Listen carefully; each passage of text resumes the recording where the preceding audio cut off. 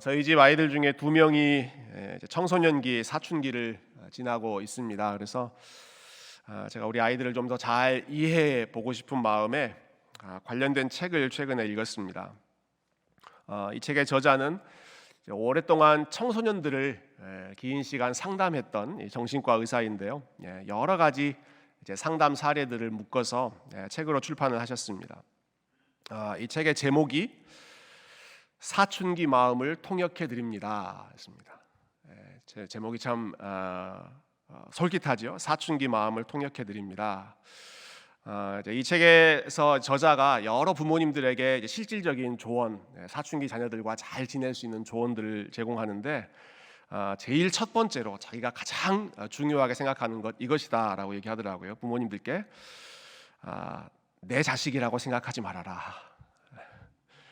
내 자식이라 생각하지 말고 우리 집에 온 귀한 손님이라고 생각해라. 손님으로 생각하고 잠시 있다 떠날 그런 손님으로 생각하면 훨씬 더 좀 마음을 비울 수 있다, 그런 말씀들을 하시더라고요.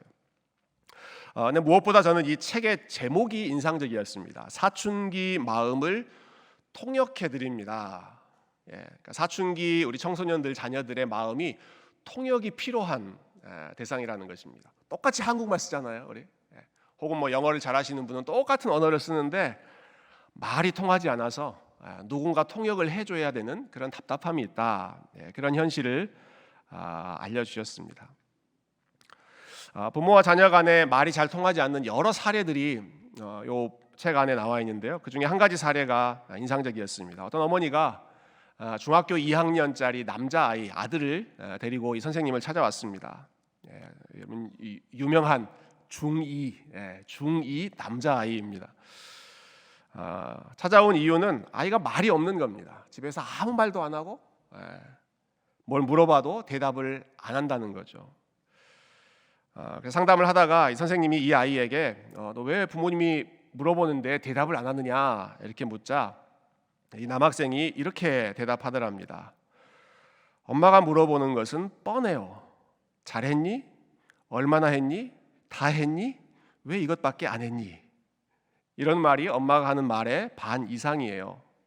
그만해도 좋다, 괜찮다, 이런 말은 거의 한 번도 해준 적이 없어요. 빚쟁이가 빚 받으러 온 사람을 좋아할 리가 있겠어요? 노예가 주인이 나타나면 좋아하는 거 보셨어요? 우리 엄마가 나한테 말을 거는 것은 대화를 하자는 게 아니라 했는지 안 했는지를 체크하는 것뿐이에요. 말 안 한다고 해서 데려왔는데 이 아이가 방언이 터졌습니다. 입을 열면서 본인의 마음속에 있는 말을 막 쏟아놓는 것입니다. 여러분, 이런 케이스만 소개하면 우리 부모님들, 어머니들이 좀 많이 억울하시겠죠. 우리가 다 그 아이들을 생각해서 그런 거 체크한 것 아닙니까? 반대의 경우도 있습니다. 사춘기 청소년 아이들, 요즘 청소년 아이들이 제일 많이 하는 말이 네 글자로 요약할 수 있다고 그래요. 몰, 실, 귀, 짜. 먼저 혹시 눈치가 감이 잡히십니까? 몰, 몰라. 실, 싫어. 귀, 귀찮아. 짜. 어떻게 그렇게 잘하세요, 여러분? 어떻게 그렇게 잘하세요? 집에 다 한두 명씩 이렇게 이 말 하는 사람들이 있나 보죠.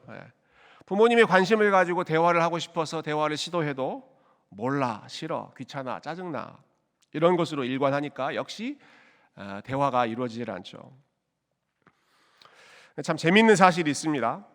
여러분, 이렇게 입을 닫고 살아가는 아이들이 친구들하고 있을 때는 쉴 새 없이 말을 합니다. 근데 가만히 들어보면 아무짝에도 쓸모없는 내용들을 서로 이야기하면서 신나게 이야기를 합니다. 저희 아이들도 뭐 친구들하고 슬립오버를 한다, 뭐 플레이 타임을 한다 하고 와서 기분이 업돼 있어서 너 어떻게 뭐 무슨 재밌는 일이 있었냐 물어보면 정말 정말 사소한 거 가지고 누가 화장실에 많이 가느냐, 뭐 누가 물을 먹고 더 소변을 오래 참을 수 있느냐, 뭐 이런 이야기 자기들끼리 했다고 하더라고요. 그래서 정말 할 일 없는 이야기를 하는구나 생각을 했는데요. 근데요, 여러분, 사실은 그렇게 쓸모없는 이야기를 하기 때문에 재미가 있는 겁니다. 지난 2월에 우리 열린 말씀 컨퍼런스 때 우리 조엘 킴 목사님, 정말 공부 많이 하신 우리 웨스트민스터 신학교의 그 총장님이신 조엘 킴 목사님이 이런 말씀하셨죠. 진짜 친구는 서로에게 useless한 사람입니다. useless, 무익한 사람. 저 사람이 나에게 쓸모가 있기 때문에, 저 사람이 나에게 useful하기 때문에 만나는 것은 친구가 아니라 비즈니스 파트너이고, 진짜 친구는 어떤 사람인가? useless, 별로 도움이 안 되는데, 별로 유익한 그런 것이 없는데 그냥 함께 있는 게 좋아서, 함께 있는 게 즐거워서 만나는 사람이 진짜 친구다. 여러분, 우리가 이 원리를 하나님과의 관계에 적용하면 어떻게 될까요? 우리가 하나님을 찾고 우리가 하나님께 기도하는 이유는 무엇일까요? 하나님께서 useful한 분이시기 때문에 기도하는 것일까요? 아니면 다른 이유일까요? useful하지 않고 하나님이 useless, 우리가 하나님을 useless라고 표현할 수는 없겠죠. 하나님은 우리에게 사실은 가장 유용한 분이시니까 useless라는 표현은 하나님께 어울리지 않겠지만, 좀 표현을 바꿔본다면 영어로 beyond usefulness 이렇게 표현할 수 있을 것 같아요. 유용한가 아닌가를 뛰어넘어서, 그것을 초월해서 하나님께 기도하고 하나님을 만나고 하나님을 사귀는 것, 나에게 어떤 이익이 있는가 손해가 있는가 그런 것을 뛰어넘어서 그냥 그분이 좋아서 예배하고 그냥 그분이 좋아서 기도하는 것. 오늘 본문에서 예수님께서 제자들에게 기도를 가르쳐 주시는데요, 기도의 핵심은 하나님과 만나서 비즈니스 미팅을 하라는 것이 아니라, 기도의 핵심은 우리 하나님과 교제하고 하나님과 대화하고 하나님과 마음을 나누는 것인 줄로 믿습니다. 그래서 예수님께서 먼저 너희는 이렇게 기도하지 말아라, 잘못된 이해를 알려주십니다. 7절 말씀이에요. 7절. 또 기도할 때 이방인과 같이 중언부언하지 말라. 그들은 말을 많이 하여야 들으실 줄 생각하느니라. 이방인과 같이 기도하지 말라고 먼저 말씀하시죠. 이방인은 하나님이 아니라 다른 신들을 믿는 사람들입니다. 여러분, 그 사람들도 기도 많이 합니다. 어쩌면 하나님을 믿는 그리스도인들보다 더 기도 많이 하는, 여러분 이슬람 교도들 얼마나 규칙적으로 기도하시는지 아시죠? 특히 당시에 여러 신들을 섬기는 다신교 문화였기 때문에 많은 사람들이 자기가 믿는 여러 신들에게 열심히 기도했습니다. 그런데 예수님께서 그들의 기도를 한마디로 이렇게 정리해 주셨습니다. 그들의 기도는 중언부언하는 기도이다. 그렇게 하지 말아라. 중언부언이라는 말은 그 뜻이 말을 하고 거기에 또 말을 더하고 거기에 또 말을 더 붙여서 말을 많이 하는 것, 이게 지금 중언부언하는 기도죠. 여러분, 이 말씀은 단순히 우리가 기도할 때 했던 말 또 하고 했던 말 또 하고 그렇게 반복적으로 기도하면 안 된다, 그런 말씀을 하시는 것이 아닙니다. 여러분, 우리가 기도할 때 했던 말 또 반복하고 중요하면 또 하고 좀 마음이 더 답답하면 또 그것을 반복하는 것이 자연스러운 일이죠. 여러분, 예수님께서 기도하실 때에도 같은 기도를 겟세마네 동산에서는 세 번씩 반복하셨고요. 또 예수님의 기도 생활을 누가가 기록할 때 그분은 습관을 조차 기도하셨다, 이렇게 말씀하셨어요. 습관적으로, 반복적으로, 그것이 루틴이 되어서 계속 반복해서 하신 것이 예수님의 기도 생활이었습니다. 그렇기 때문에 우리가 습관적으로 기도하고 반복적으로 기도하는 것은 무척 중요하고 무척 유익한 훈련입니다. 지금 예수님께서 문제를 삼고 있는 이 중언부언의 문제는 같은 표현을 반복한다는 데 있지 않고요, 그렇게 하는 이유가 무엇인가, 목적이 무엇인가, 거기에 있습니다. 7절 뒷부분에 이렇게 말씀하셨죠. 그들은 말을 많이 하여야 들으실 줄 생각하느니라. 말을 많이 해야 상대방이 들어준다라고 생각해서, 그래서 했던 말 또 하고 또 하고 또 하고 계속해서 말을 한다는 것이죠. 이렇게 기도하는 사람들의 의도를 생각해 보면 결국 내가 말을 많이 해서 상대방으로 하여금 그 말을 듣도록, 그 말대로 행하도록 내가 움직이겠다라는 것입니다. 자, 이 관계가 상정하고 있는 그러한 그 전제를 생각해 보면, 자, 지금 이 이방인들이 하는 기도에 있어서 그 기도를 듣고 있는 신은 굉장히 냉담하고 무관심한 그런 대상입니다. 아주 차갑고 무관심합니다. 그렇기 때문에 기도를 하는 쪽에서 열심히 설득을 해야 됩니다. 자, 그 신은 어떤 마음인가? 어디 한번 말해봐. 한번 들어볼게. 한번 말해봐. 들어보고 설득력 있으면 내가 들어주겠다. 그래서 이제 기도를 하는 쪽에서 열심히 그 마음을 움직여보려고 상대방의 차가운 마음, 상대방의 무관심한 마음을 어떻게든 구슬려 삶아서 듣게 하려고 말을 많이 하는 것이 이방인들이 하는 중언부언의 기도다. 그들은 말을 많이 해야 그 기도의 대상이 되는 신이 들을 줄로 생각하느니라. 왜 이렇게 해야 되는가? 양쪽 사이에 관계가 없기 때문에 그렇습니다. 인격적인 관계가 없기 때문에 오직 현란한 말솜씨로 그 사람을 설득해야 됩니다. 이 이방인의 기도를 제일 잘 보여주는 사례가 우리가 어제 새벽 기도회 때 나눴던 그런 말씀입니다. 아주 유명한 사건을 함께 봤죠. 갈멜산 전투. 이스라엘을 대표하는 엘리야 선지자가 한쪽에 서 있습니다. 그리고 이방신을 섬기는 바알신 섬기는 선지자, 아세라라고 하는 여신을 섬기는 선지자 850명이 한쪽에 있습니다. 만나서 어느 쪽이 정말로 살아있는 신인지 한번 결판을 내자. 하나님이 진짜 살아계신 분인지 아니면 너희들이 부르짖는 그 바알이라고 하는 신이 정말로 살아있는 신인지 한번 대결해보자라는 것입니다. 먼저 바알 신을 섬기는 선지자들이 기도합니다. 정말 열심히 기도합니다. 바알 신을 섬기는 선지자들이 얼마나 열심히 기도하는지 모릅니다. 아침부터 점심까지 바알 신의 이름을 부르면서 기도했다고 기록되어 있습니다. 아침부터 점심까지 미니멈 한 3시간 동안 계속해서 줄기차게 기도하는 것입니다. 근데 아무런 반응이 없죠. 아무런 반응이 없으니까 그 다음에는 춤을 추기 시작합니다. 제단 앞에서 자기들이 춤을 추면서 자기들의 화려한 퍼포먼스로 그 바알신, 자기들이 부르짖는 그 신에게 관심을 얻고 그 신의 마음을 감동하겠다라는 거죠. 그래도 반응이 없습니다. 그럼 마지막 단계가 뭐였죠? 바알 선지자들이 칼로 자해를 합니다. 자기의 몸을 칼로 그으면서 피를 내면서 그러면서 바알 신의 이름을 부르짖습니다. 왜 그렇게 했을까요? 그럼 일종의 협박을 하는 겁니다. 그렇게 자해 공갈단이라는 말 아시잖아요. 자해 공갈단.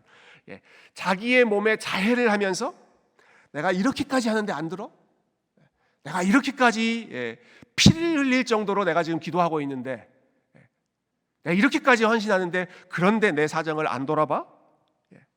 아주 극단적인 방법을 사용하는 것이죠. 여러분 그 모습을 보면서 엘리야 선지자가 이렇게 조롱해요.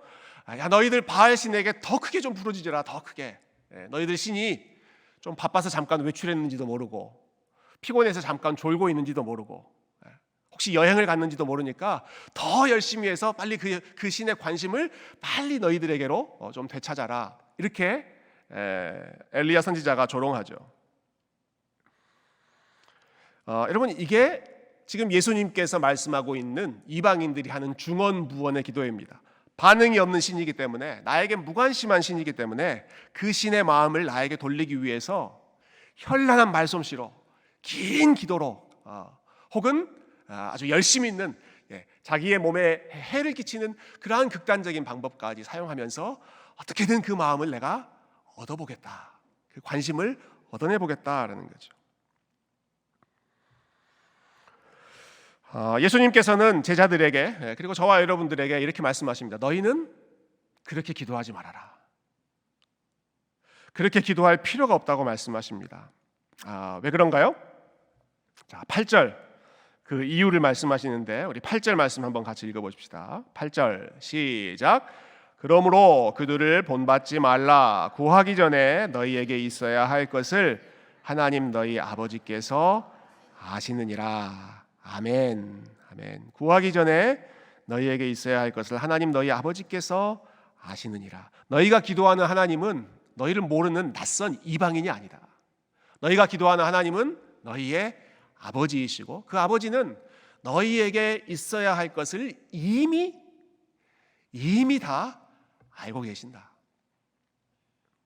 하나님과 우리 사이는 우리가 관계를 다시 맺어야 하는 새롭게 빌드업해야 되는 그러한 낯선 대상이 아니라 이미 서로가 서로를 아는, 무엇보다 하나님이 우리를 너무나 잘 아시는 가장 친밀하고 가장 인격적인 관계가 형성되어 있기 때문에 그 관계 위에서 우리가 기도하기 때문에 이방인들처럼 그 신의 마음을 얻어내기 위해 여러 가지 참 임프레시브한 그러한 퍼포먼스를 할 필요가 없다는 것이죠. 바알 선지자들이 했던 것처럼 아주 냉담하고 무관심하고 졸고 있는 그런 신이어서 저와 여러분이 흔들어 깨우거나 주의를 환기시켜야 하는 그런 분이 아니십니다. 하나님 어떤 분이십니까? 내가 너희와 항상 함께 하겠다 약속하신 분이시고 오늘도 우리가 교동문을 읽었지만 이스라엘 지키는 자는 졸지도 않고 주무시지도 않으신다고 그랬습니다.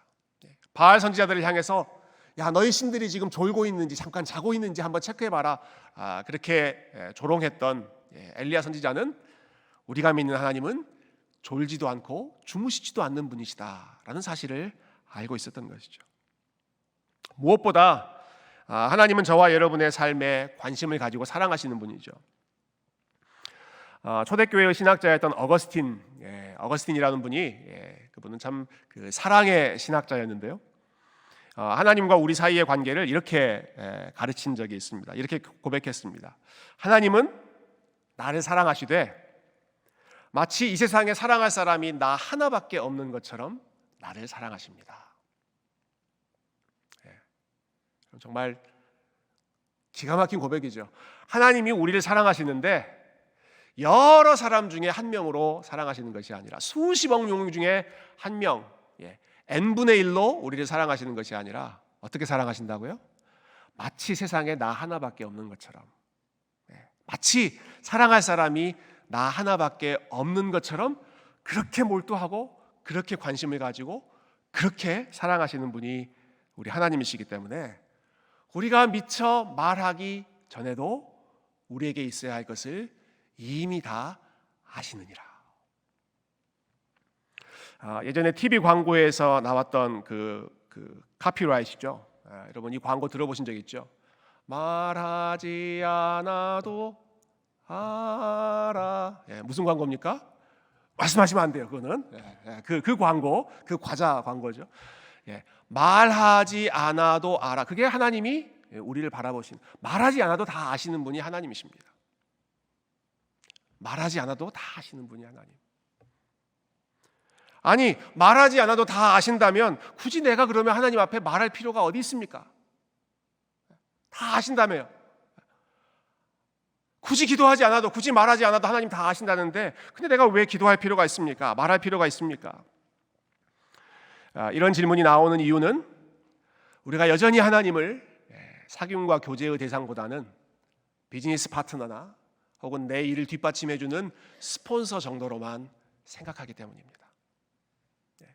여러분 가족의 관계는 일반 비즈니스 파트너의 관계와 다르잖아요.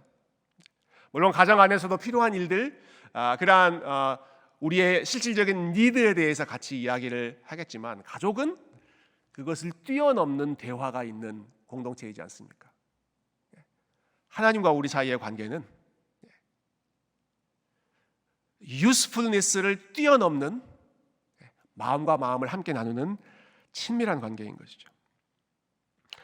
말하지 않아도 다 아시는 하나님을 저와 여러분이 계속해서 찾고 계속해서 부르고 계속해서 그분과 대화해야 하는 이유는 우리에게 가장 필요한 것이 하나님과의 친밀함이기 때문에 그렇습니다. 우리에게 제일 필요한 것, 여러분 우리에게 가장 필요한 것은 돈이 아니고 우리에게 제일 필요한 것은 건강이 아니고, 여러분, 우리에게 제일 필요한 것은 세상에서 어떤 지위나 명예, 그러한 것들이 아니고, 저와 여러분에게 제일 필요한 것은 하나님과의 친밀함입니다. 그것을 누리게 하시기 위해서 너희는 나에게 와서 내 이름을 불러라, 기도해라, 나와 대화하자 말씀하시는 것이죠. 우리가 기도해야 하는 이유는 하나님께 정보가 부족해서가 아닙니다. 하나님이 정보가 필요해서가 아니라 우리에게 하나님이 필요하기 때문입니다. 우리에게 하나님의 이름을 부르는 것이 필요하고, 우리에게 아버지 앞에 나아가는 것이 필요하고, 하나님이 가까이 계시는 것을 확인하고 다시 한번 기억하는 것이 필요하기 때문이죠. 여러분, 이것을 제일 잘 아시는 예수님께서 그래서 제자들에게 기도를 가르치시면서 제일 먼저 이렇게 하라고 말씀하시죠. 주기도문에 제일 처음에 나오는 표현이 무엇입니까? 하늘에 계시는 우리 아버지여. 하늘에 계신 우리 아버지여. 우리가 너무 익숙한 표현이기 때문에 우리가 그냥 생각 없이 쉽게 지나갈 수 있는 그런 부분인데요. 너무너무 중요한, 정말 기도의 핵심, 기도의 본질이 담겨 있는 부분입니다. 하늘에 계신 우리 아버지여. 우리말 순서는 하늘, 우리, 아버지 이렇게 나오지만 헬라어 원어는 이게 반대입니다. 제일 먼저 나오는 단어가 아버지여입니다. 아버지여. 아버지여, 우리의 하늘에 계신, 이게 헬라어의 순서이고요. 그리고 예수님께서 사용하셨던, 예수님은 그 당시에 아람어라는 언어를 사용하셨는데 거기서 아버지여라는 그 단어는 아람말로 아바입니다. 아바, ABBA, 소리 내면 아바라고 부르죠. 우리가 어렸을 때 부모님을 향해서, 특별히 아버지를 향해서 아빠라고 부르는 것과 소리가 가장 비슷한 그 단어가 아바. 예수님께서 하나님을 부르실 때, 기도하실 때 제일 먼저 부르셨던 것, 아바, 우리의 아바, 하늘에 계신 우리 아바시여.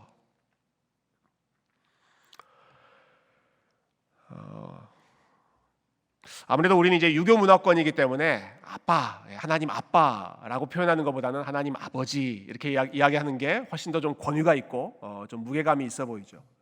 그러나 부모님과의 관계를 생각해 보면 어렸을 때는 아빠라고 부르죠. 시간이 좀 지나면 아버지, 시간이 더 지나면 어떻게 되나요? 아버님. 이렇게 점점 관계가 좀 무거워지죠. 근데 예수님은 지금 성인이십니다. 성인으로 유대인들은 당시에 하나님을 이렇게 부르지 않았습니다. 그러나 예수님은 그 하나님을 아바, 마치 어린아이가 자기의 아버지를 부르는 것처럼, 영어로 daddy 부르는 것처럼 아바. 여러분, 이 말씀을 하시는 분이 예수님이다라는 사실을 우리가 좀 더 생각해 보면 좋겠어요. 자, 예수님께서 우리 아버지여라고 말씀하시잖아요. 우리라고 하는 말은 말하고 있는 사람과 듣는 사람을 함께 포함하는 단어입니다. 그러니까 예수님께서 우리 아버지여라고 지금 말씀하고 있다는 것은 제자들 너희의 아버지만이 아니라 무슨 뜻일까요?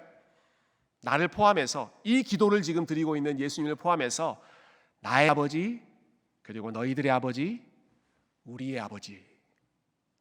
그러니까 예수님이 그 기도의 중심에 들어가 계시는 거예요. 하늘에 계신 우리 아버지여, 이 말이 어떠한 의미를 갖는지 제일 잘 아시는 분은 예수님이십니다. 예수님은 하나님이 하늘에 계신다는 게 무엇을 의미하는지를 너무너무 잘 알고 계시고, 하나님을 아버지라고 부른다는 것이 무엇을 의미하는지 너무너무 잘 아시고, 세상이 창조되기 전에 이미 영원 전부터 아버지 하나님과 사랑과 영광과 친밀한 교제를 나누시는 분이 아들 하나님 예수님이셨기 때문에 하늘에 계신 우리 아버지여 라고 부르는 것이 무엇을 의미하는지 누구보다 잘 알고 계셨습니다. 그 좋으신 하나님, 근데 그 좋으신 하나님이 내 아버지일 뿐만 아니라 제자들을 향해서 너희의 아버지이시고 우리의 아버지이시고 내가 누리고 있는, 내가 영원 전부터 누려왔던 그 하나님 아버지와의 그 친밀한 사귐과 교제와 사랑의 울타리 안으로 제자들 너희들도 들어와라. come. 이방인들처럼 냉담하고 무감각한 신을 아주 구워 삼기 위해 기도하는 것처럼 기도하지 말고 우리의 모든 것을 아시는 그 하나님, 그 아버지 앞에 come. 우리 아버지라고 불러라. 하늘에 계신 우리 아버지여라고 불러라. 사랑하는 성도 여러분, 우리 이 하나님과 우리 이 하나님 아버지와 친밀한 관계를 여러분 누리고 계십니까? 우리 하나님 아버지, 예수님께서 부르셨던 그 하나님 아버지.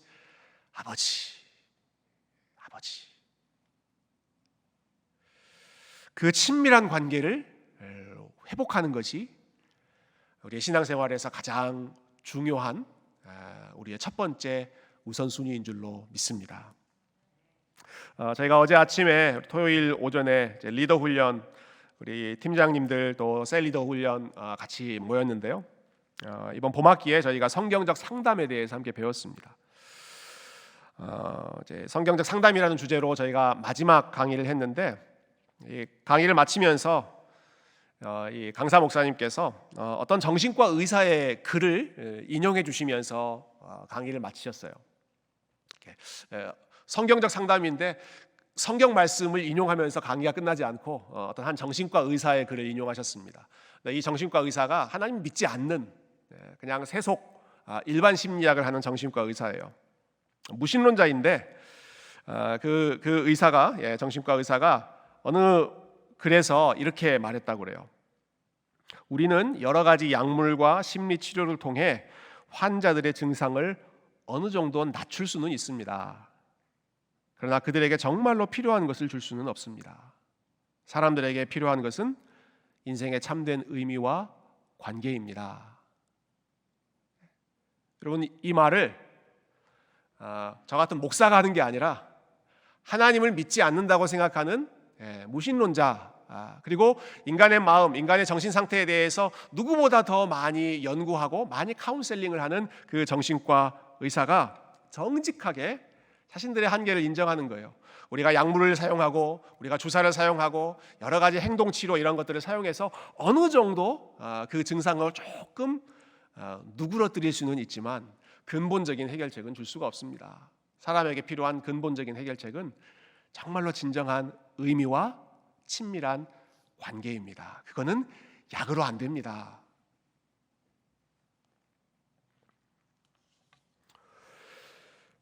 여러분, 교회 안에 보면 이제 아픈 분들이 참 많이 계시잖아요.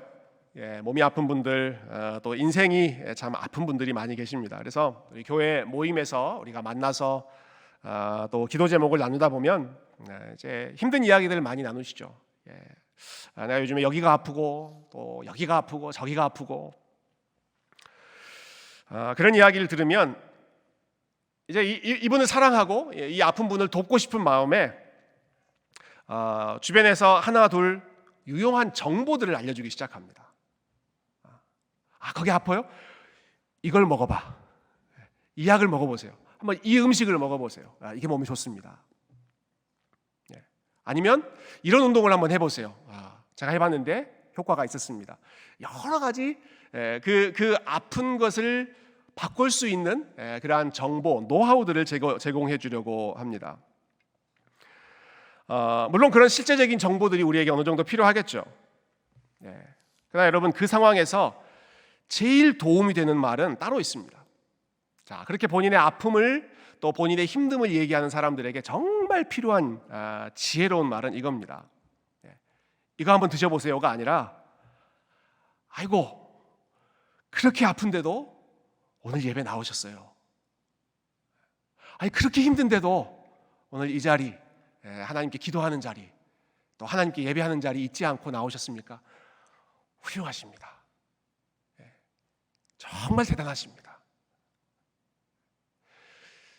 정보와 노하우가 우리에게 필요한 것이 아니라 어려운 상황 가운데에도 계속해서 하나님과의 관계를 놓지 않고 있는 그 믿음을, 그 인내를 격려하고 응원하고 서포트하는 것이 여러분 우리의 삶을 다시 일으켜주는 원동력이 되죠. 우리에게 필요한 것은 인포메이션, 기술, 능력이 아닙니다. 우리에게는 사랑이 필요하고 우리를 다시 일으키는 힘은 아주 따뜻한 격려와 응원의 말, 사랑의 마음입니다. 제가 설교 서두에 읽었던 그 책, 사춘기 마음을 통역해 드립니다. 그 책에 보니까 참 지혜로운 그런 가르침들이 많이 있더라고요. 아주 어릴 때 아이들을 양육하는 것과 사춘기 자녀를 양육하는 것은 방법이 달라야 된다 말씀하시더라고요. 어렸을 때는 우리 초등학교 학생들에게는 감독이 필요하고 선생님이 필요합니다. 아이들의 행동을 질서 있게 규율을 잘 잡아줄 감독이 필요하고 선생님이 필요한데, 사춘기 자녀에게는 치어리더가 필요합니다. 사춘기 자녀들에게는 뭐가 필요하다고요? 치어리더가 필요하다. 응원해 줘야 된다는 거예요. 그 혼란스러운 그 시기를 걸어가고 있는 자녀들에게는 응원해 주고 격려해 주고 사랑해 주는 것이 무엇보다 필요하다. 여러분, 우리 하나님은 우리에게 가장 유익한 것을 가르쳐 주시는 감독이시고 스승이시고 선생님이시기도 하지만, 우리를 누구보다 응원해 주시고 격려해 주시는 최고의 치어 리더이시고 최고의 응원 단장이신 줄로 믿습니다. 우리를 가장 사랑하시고 우리를 가장 응원하시는 분이 하늘에 계시는 우리 아버지이시죠. 하나님께서 오늘 저와 여러분을 보시면서 뭐라고 말씀하실까요? 너 지난 한 주 동안 어떻게 살았니? 너 지난 한 주 동안 뭐 했니? 우리 하나님은 점수 매기거나 평가하는 분이 아니라 우리의 모습을 있는 그대로 받으시고 지금 모습 그대로 사랑하시고 응원하시고 격려해 주시는 분이십니다. 아마 하나님께서 저와 여러분을 바라보시면서 이렇게 말씀하실 것 같아요. 잘 왔다. 한 주 동안 고생했다. 고맙다. 하나님이 인간에게 고맙다라고 하는 말을 하는 것 신학적으로 조금 컨트로버셜할 수도 있지만, 여러분 한번 잘 돌아보세요. 우리 부모님들이 자녀들을 사랑할 때 자녀들에게 가장 많이 해주는 말이 고맙다 하지 않습니까? 자녀들이 해준 게 뭐가 있습니까? 사실 부모님들이 다 해줬죠. 부모님들이 다 키우고 부모님들이 다 헌신했죠. 그러나 그 자녀들의 모습을 보면서 참 잘 커져서 고맙다. 잘 살아줘서 고맙다. 고맙다는 마음을 표현하는 것이 사랑하는 부모의 마음이지 않습니까?